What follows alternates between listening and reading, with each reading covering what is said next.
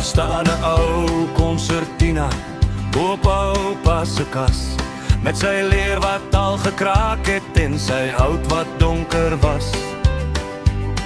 Elke krapmerk het 'n storie van 'n dans en jare terug, van troes in die plaassaal en mense sonder haas die gevlug. Oupa het hom altyd uitgehaal as die son begin sak, dan het die eerste noot oor die vlaktes gedra.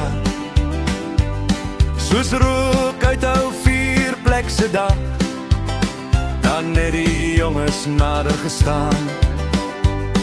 En die oues sag 'n glimlach, want elke wysie het herinneringe gebring van mense wat nou net in foto's lag. Daar was nie groot verhoorligte of luidsprekers wat dreun, net 'n konsertina en 'n gitaar wat deur die stilte steun. Die tannies het koffie aangedra, die kinders het rondgehardloop in die stof, en die man het stories vertel van droogtes, reën en die oese opbrengs. As oupa begin speel het die tyd sommer stadig geloop. Niemand het op horlosies gekyk nie, niemand was haastig om op te breek nie. Vanaand staan die konsertina nog daar, maar die ou hande speel om nie meer. Toch hoor ek soms daai wysies wanneer die wind deur die wilgerbome skeer.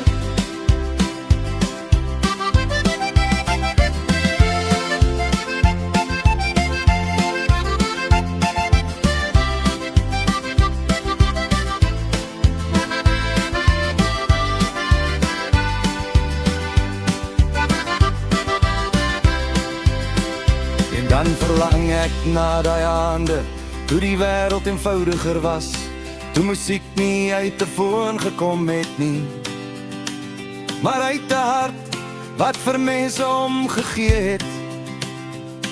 As iemand vanaand daai konsertina vat en weer sy stem laat hoor, sal ek my skoene uitskop in die stof en dan soos die mense van tevore.